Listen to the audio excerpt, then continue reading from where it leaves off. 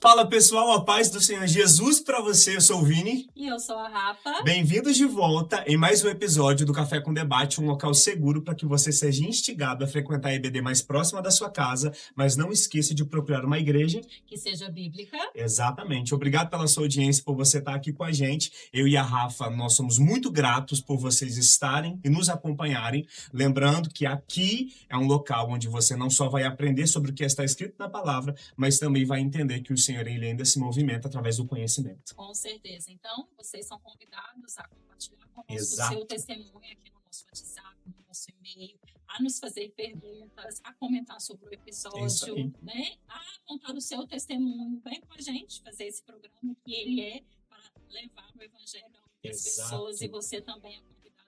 Exatamente. Aproveita esse espaço interativo. Quem sabe você não é o próximo a estar aqui com a gente, ou você não aparece aqui com a gente compartilhando aquilo que o Senhor tem feito na sua vida. Por que a gente pede isso? Porque, Rafa, é sobre engajamento? Não, é sobre relacionamento. O nosso interesse é que você entenda a nossa linguagem e seja alcançado aí do outro lado.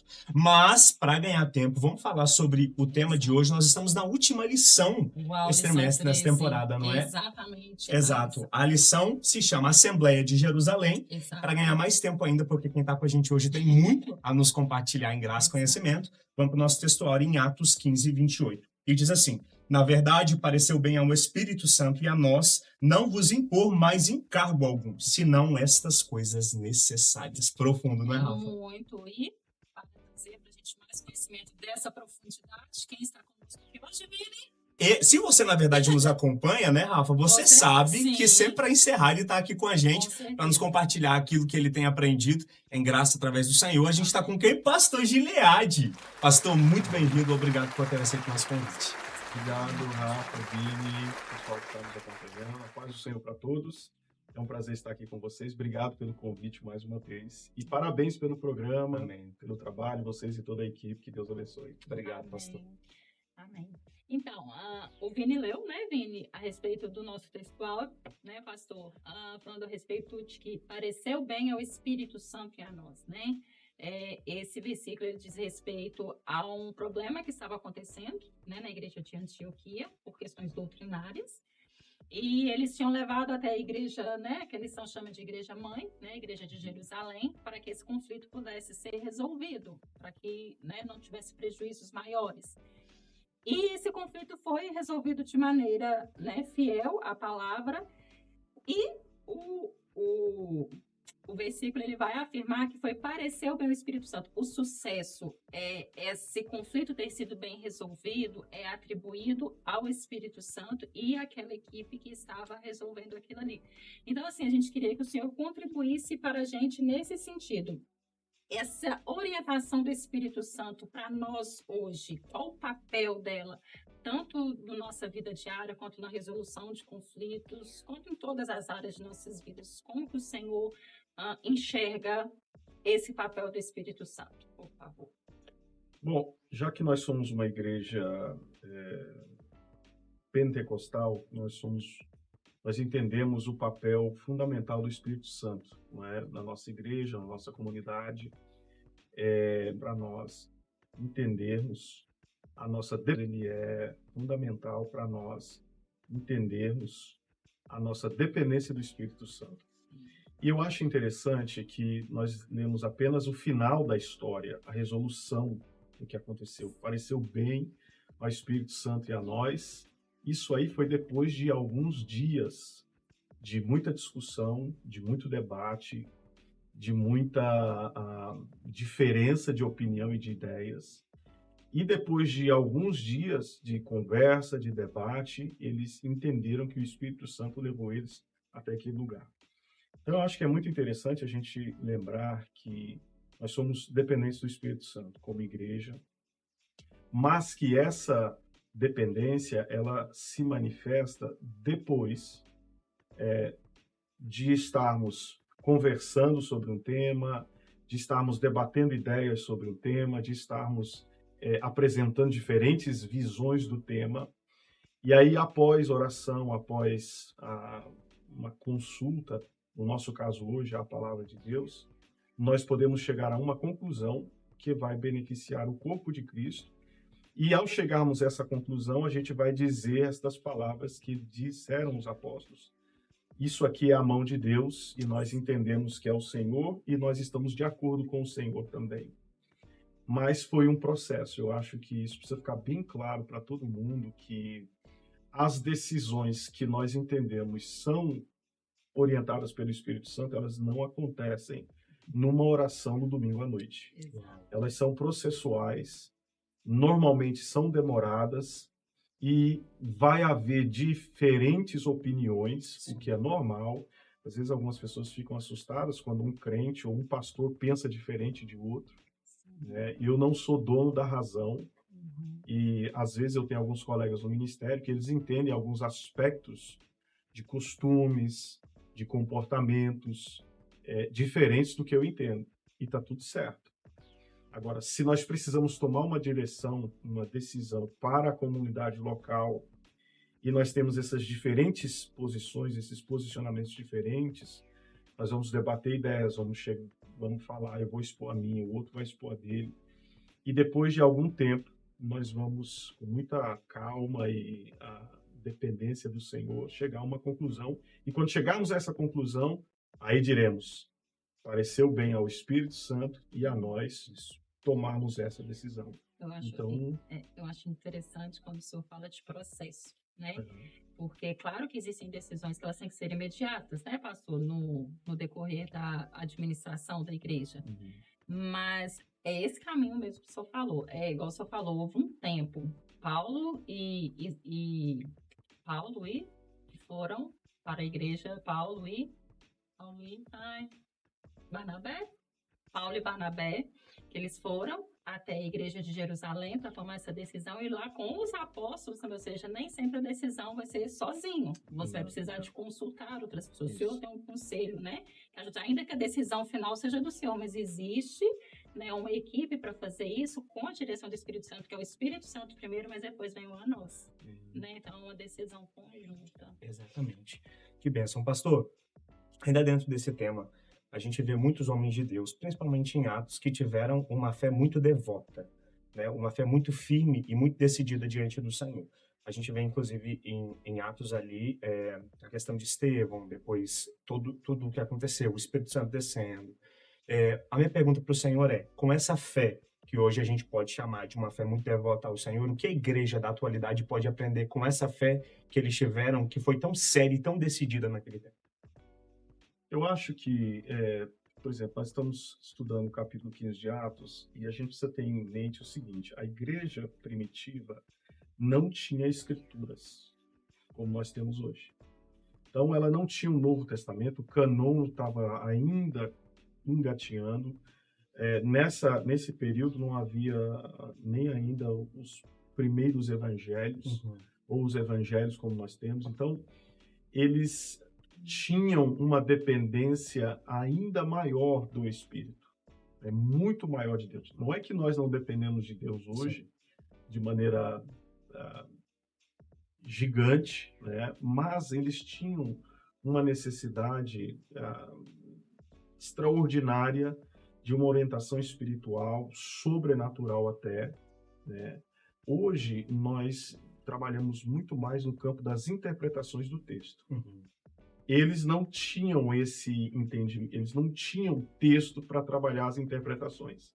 Então, tinha que ser, de fato, uma revelação que vinha do céu, e essa revelação ela era baseada em experiências, né? Tanto que lá em Atos, capítulo 15, os apóstolos relatam no debate, porque a parte judaica não aceitava os gentios, ou entendia que os gentios tinham que passar por alguns processos judaicos para serem considerados cristãos.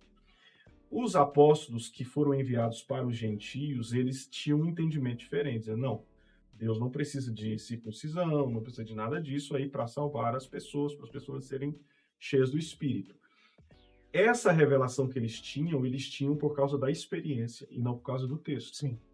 Tanto que Pedro, quando foi capítulo 10 de Atos, ele foi assim confrontado com essa visão numa experiência, vendo na casa de Cornélio a conversão de uma família gentia. Então não havia um texto que servisse como base, como regra de fé e de prática. Então, eles dependiam muito do Espírito. E essa dependência do Espírito entra num aspecto que pouco se fala hoje, que é o discernimento espiritual. Essa expressão pareceu bem ao Espírito Santo e a nós, ela aponta para a capacitação sobrenatural do discernimento. Nós discernimos que é o Espírito que está nos levando para esse caminho, né? Hoje, nós vivemos um tempo diferente, porque nós temos o texto, nós temos o canon, aquilo que nós entendemos já é a revelação do Senhor. Eu acho que mais de meio caminho foi andado, embora o nosso desafio hoje é diferente. Por quê?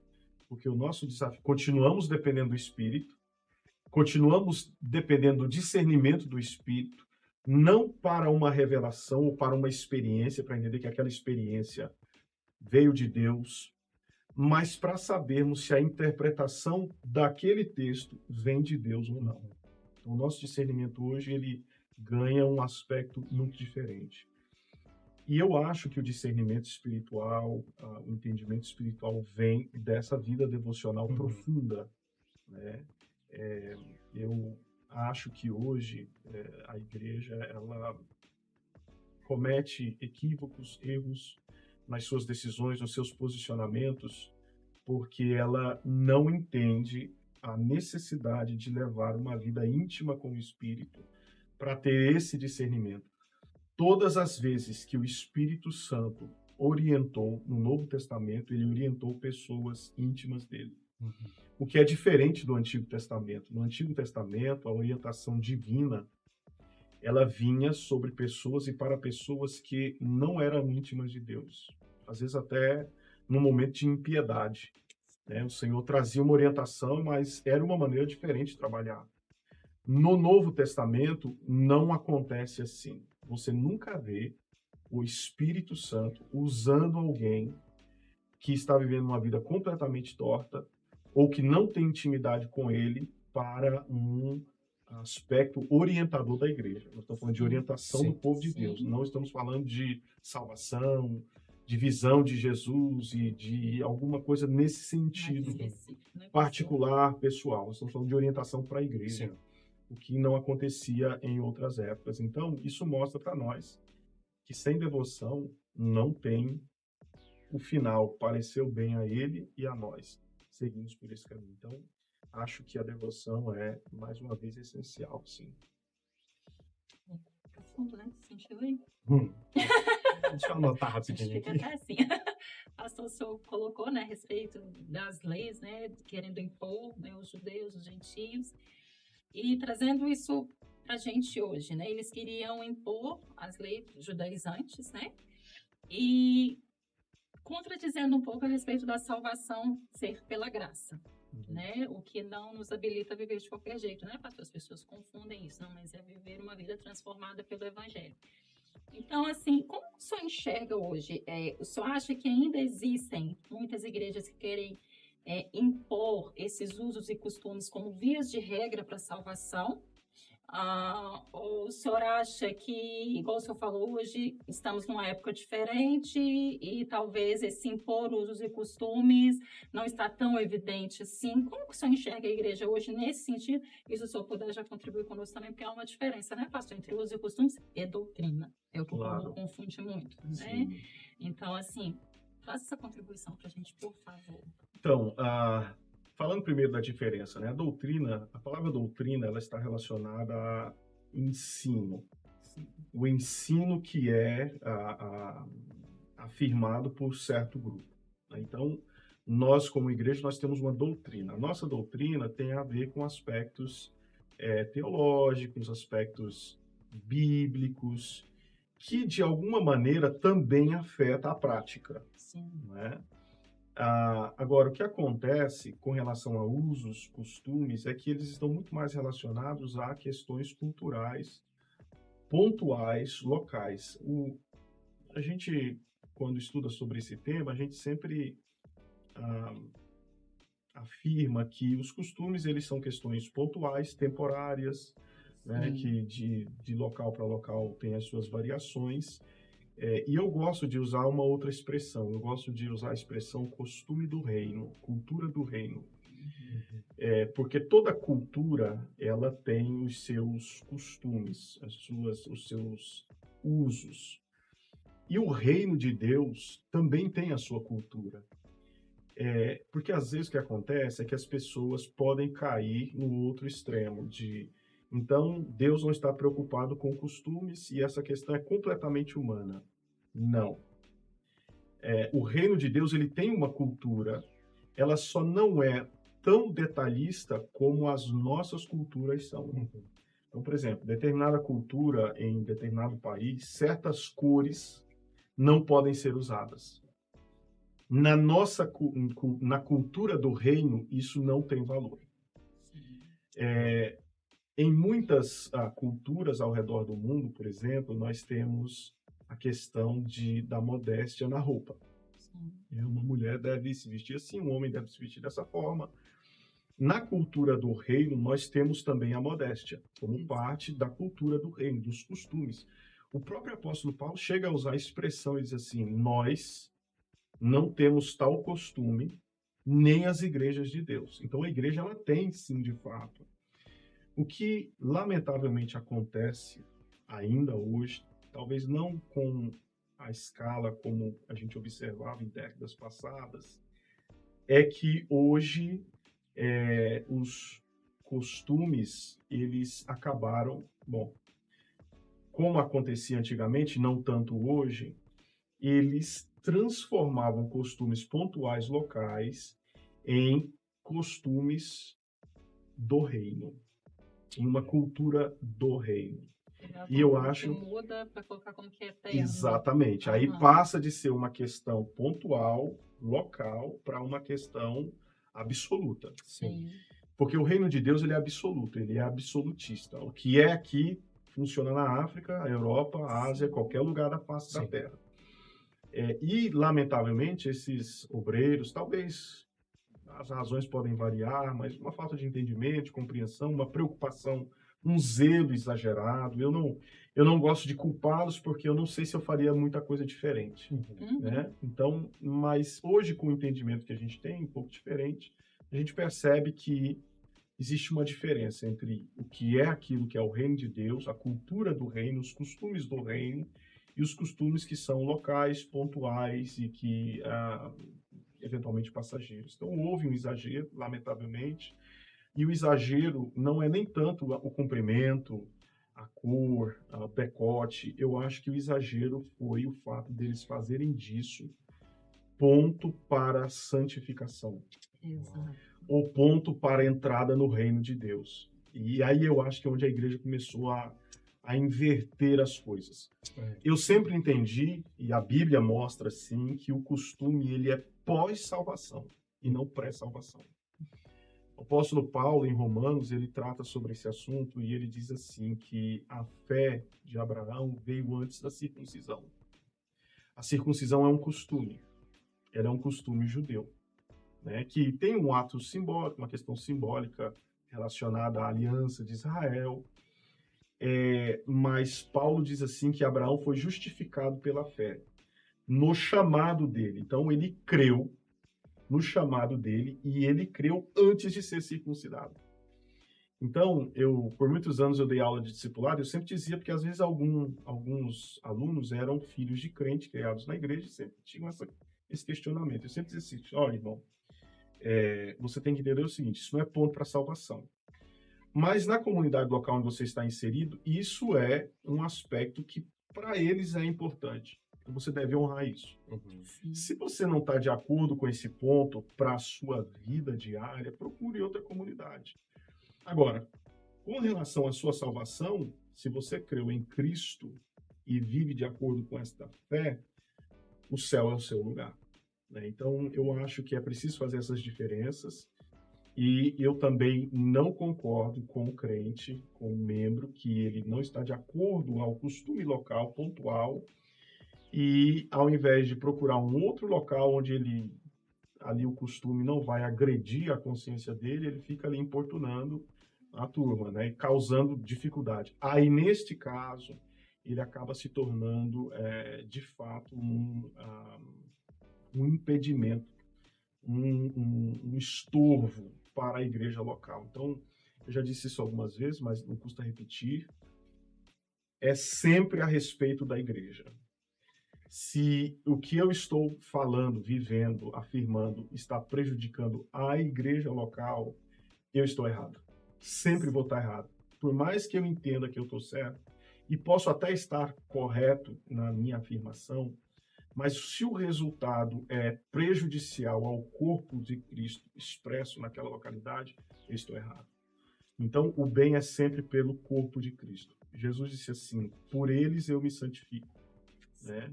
Ele está dizendo o seguinte, eu deixo de fazer certas coisas por causa dos meus discípulos.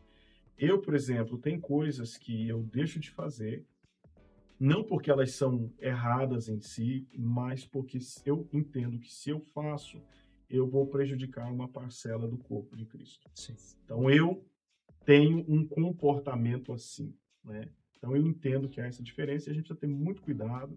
Eu acho que cada situação deve ser analisada, como fizeram os apóstolos. Sim. Nós estamos analisando aqui circuncisão, legal. O que mais? A questão das leis dietéticas. Tá bem, cuidado com carne sufocada no sangue.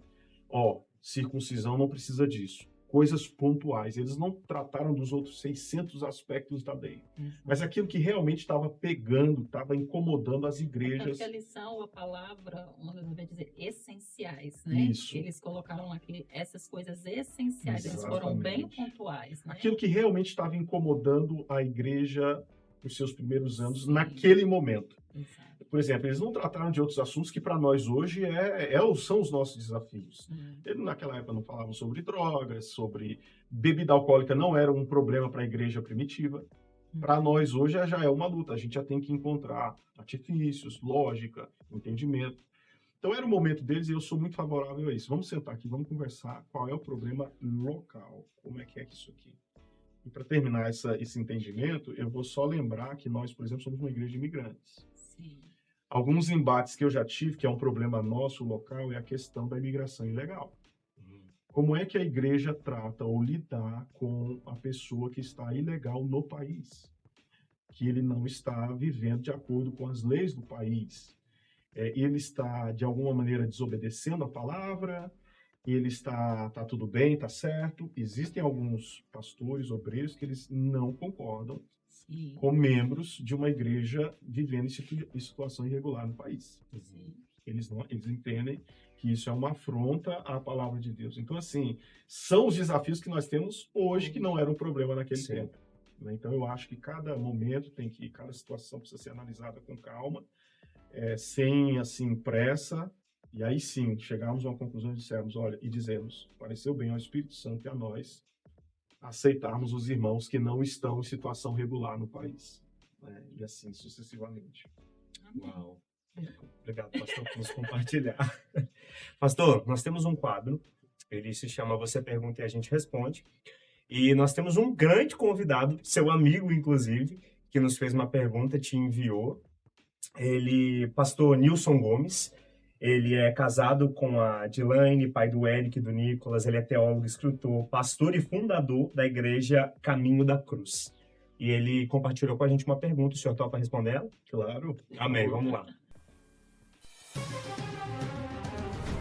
Alô, meus irmãos. Pastor Nilson Gomes.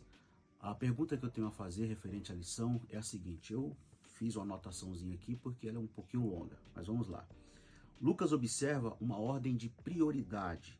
Ou seja, o texto diz assim, pareceu bem ao Espírito Santo e a nós. Essa é a ordem que Lucas escreve no livro de Atos dos Apóstolos. Pareceu bem ao Espírito Santo e a nós. Significa que as decisões tomadas foram submetidas ao crivo do Espírito Santo. Sabemos que hoje também ocorrem muitas divergências de ordem tanto doutrinárias como teológica na vida da igreja em geral. Nós divergimos em muitos casos e essas divergências muitas vezes têm gerado conflitos que já produziram até escândalos. A pergunta é a seguinte, se a igreja do primeiro século seguiu o padrão do Espírito Santo, por que a igreja do século XXI não segue o mesmo padrão quanto às divergências doutrinárias e teológicas. E o que fazer para resgatar o papel do Espírito Santo na resolução de nossas divergências doutrinárias, a fim de não perder a unidade da igreja. Deus abençoe.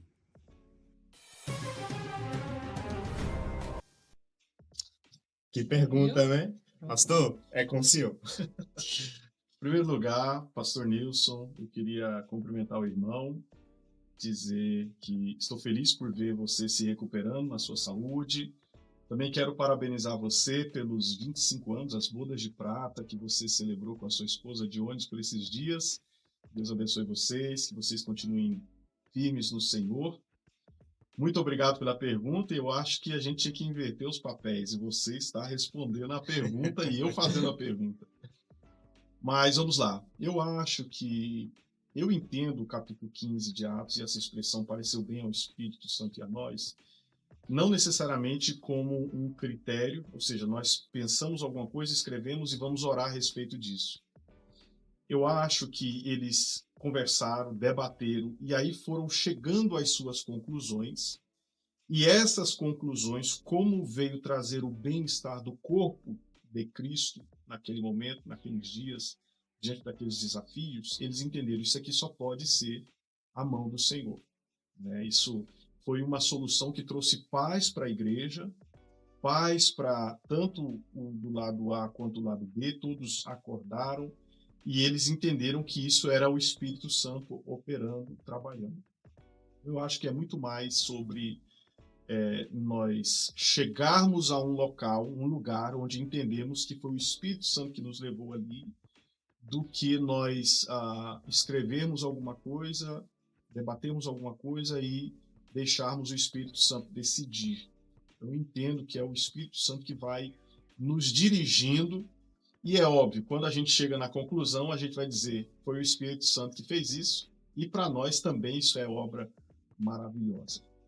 Por que isso não acontece hoje, ou pelo menos a gente não vê a igreja, de modo geral, obviamente há as suas exceções, agindo dessa forma, ou seguindo esse padrão como nós vemos em Atos capítulo 15? Eu desconfio, pastor Nilson, que a razão é porque o nosso mundo, com o avanço da tecnologia, ele parou de esperar. Nós não gostamos de esperar. Né? E decisões como essa, como eu disse agora há pouco, que vão dar um norte à igreja, elas precisam ser tomadas com o tempo. Eu vejo muita gente debatendo na internet e a pessoa ela viu um Twitter, né, 150 caracteres, e ela quer resolver aquele problema num outro Twitter. E a vida não é assim, não funciona assim, principalmente no reino de Deus. As situações elas levam muito mais tempo do que nós gostaríamos. Veja só, a igreja demorou séculos para entender a doutrina da Trindade, para chegar a uma conclusão. A igreja demorou séculos para chegar a uma conclusão sobre a pessoa de Cristo.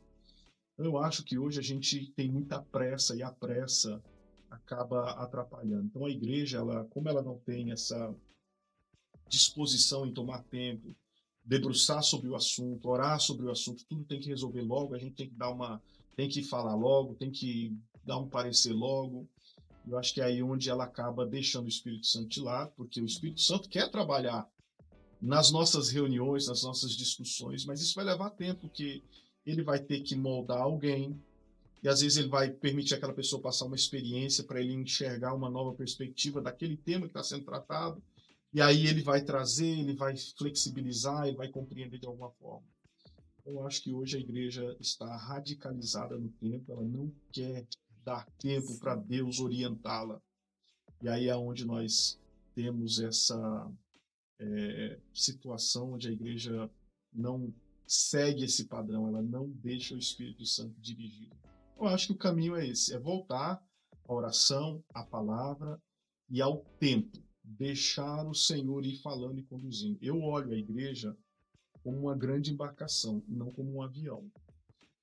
O avião, você muda o curso muito rápido. A igreja não é um avião, a igreja é uma embarcação. Eu não sei se vocês já andaram de barcos grandes, Mas eu já tive a oportunidade de andar de barcos, iates na Flórida e vivi 15 anos lá.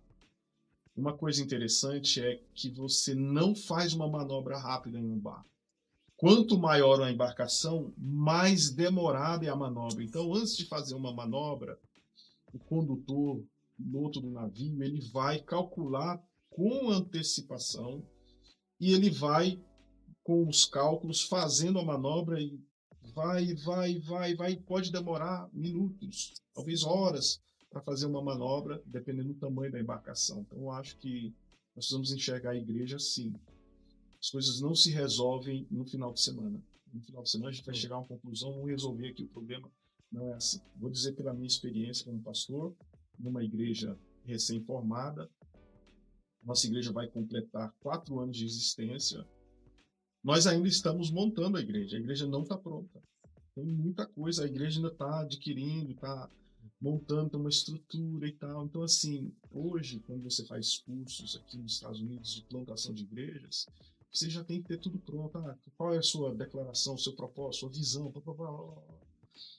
Como se fosse uma coisa simples, sabe? E eu acho que esse acaba sendo o grande problema. Acho que é um processo e ele é mais longo do que eu gostaria que fosse. Veja que interessante. A igreja brasileira, a Assembleia de Deus no Brasil, ela tomou decisões rápidas no passado. E, com o passar do tempo, poucos anos depois, aquelas decisões não serviram para nada. Então, por exemplo, tomaram decisões como não poder ter televisão. Eu participei de convenções onde foi declarado, foi colocado no documento, não está proibido o crente ter televisão. Não demorou 5 anos. Todo mundo tinha televisão. Por que essa decisão não foi adiante? Porque a igreja não tomava tempo para estudar sobre o tema. Tudo que era novo para a igreja era visto com receio. Internet, teve um tempo que a internet era do diabo, o rádio era do diabo, depois a televisão era do diabo, depois a internet era do diabo. O que aconteceu? A gente não parou para... A igreja não tinha, vamos sentar aqui, vamos debater esse tema, vamos estudar isso daqui, vamos trazer um especialista, vamos compreender isso daqui. E o que aconteceu? A igreja perdeu muito tempo. Hoje ela está tentando reverter o que perdeu lá atrás. E lá atrás eles diziam, não, isso é Deus que está falando que a gente tem que fazer isso daqui. Então eu acho que o que faltou foi isso, foi tempo, vamos estudar sobre isso aqui, vamos entender, vamos orar mais sobre isso, vamos pensar sobre isso daqui. E aí chegamos a uma conclusão, claro, sempre buscando a orientação bíblica, usando o texto, entendendo corretamente o texto, e com muita oração em cima disso daí, e deixar o Espírito ir guiando com o tempo. Uau. Recebeu aí? Você recebeu aí do outro lado também. Pastor, muito obrigado pela sua contribuição, por estar aqui com a gente. O senhor é uma bênção na nossa vida. Eu costumo falar, né? Tem algumas pessoas que fazem bem. O Senhor nos faz bem. Que Deus abençoe a sua vida. Volte mais vezes, por favor. Nós fizemos o nosso debate. A gente vai para onde? Para o nosso café. Para o nosso café. Pastor, enquanto eu sirvo, a gente tem uma dinâmica, a gente sempre pede, o senhor sabe, para que deixe uma palavra de esperança, mas dessa vez, para encerrar esse tema, para a gente entrar no novo que vai vir, eu quero pedir para que o senhor deixe uma palavra que nos oriente a ter intimidade com Deus. Deixe uma palavra a respeito disso, intimidade. Nós estamos vivendo o ano da intimidade, e nós falamos aqui a respeito da Assembleia de Jerusalém, e envolve intimidade. Tempo com Deus nos traz intimidade. Sim. Então, se o senhor puder, fique à vontade. Eu vou servindo vocês. Pessoal que está em casa, Rafa, mais uma vez obrigado por me receberem aqui. E eu quero mais uma vez animar você que nos acompanha a desenvolver essa intimidade com Deus. Como nós estamos falando aqui hoje de processos, lembre-se que a intimidade é uma caminhada. Ela é um processo, um dia após dia, cada dia mais perto, mais perto, mais perto. Vai envolver muito a disciplina pessoal. Eu entendo que a intimidade, não é que ela não possa acontecer na comunidade ou coletivamente, mas ela é muito mais particular, individual do que coletiva. Então, tome seu tempo com Deus, tome mais tempo com Deus. Eu, aqui na nossa igreja, em algumas reuniões de líderes, eu já disse algumas vezes até, eu acredito que existem muito poucas pessoas más. E tem gente ruim, mas é bem menor do que a gente imagina. E normalmente a gente acaba achando alguém de gente ruim, complicada, má, porque a gente não toma tempo com essa pessoa. Porque quando você começa a caminhar um pouco com essa pessoa, você vai descobrir traumas, experiências, e você vai ver que ali tem um coração bom, que às vezes você encontrou ou conversou num dia que ele não estava tão bom, né? Mas que no fundo é uma boa pessoa, uma pessoa de bem, e eu acho que se nós tomássemos mais tempo com Deus, nós tomaríamos melhores decisões, nós pensaríamos melhor a respeito das pessoas, nós seríamos mais tardios ao julgar as circunstâncias, as situações, as pessoas. Tudo começa com a intimidade. Então, quando eu tomo tempo com Deus, na palavra, na oração, na convivência com o corpo de Cristo, mais eu vou freando, não é? Não preciso de respostas para agora.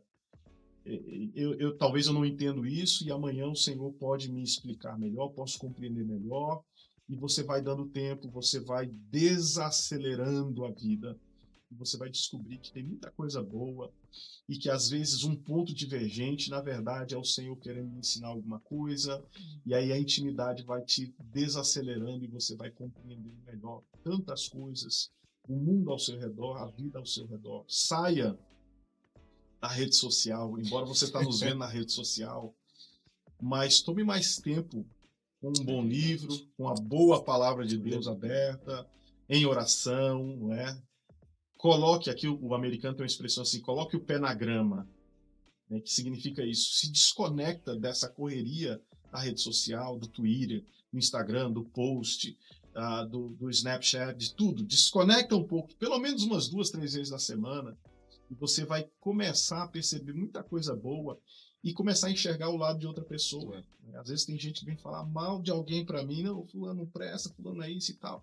E eu digo assim, como é que você sabe disso? Não, porque eu vi aqui no WhatsApp, no status, sei lá, que eu tô acompanhando ele, eu vi aqui no Instagram, ele postou um indireto aqui para mim e tal. A pessoa tá falando comigo acelerada. Ela tá... E eu digo assim, ó, ou você tomou muito café, tava no café com debate, ou você precisa de acelerar um pouco e vamos respirar, porque esse irmão, essa pessoa é um homem de Deus, é uma mulher de Deus, é um filho de Deus. Vamos analisar as coisas com calma, vamos pensar, vamos devagar. E a intimidade com Deus, quando a gente desconecta, nos coloca nesse patamar onde a gente desacelera e enxerga as coisas melhores. Deus te abençoe.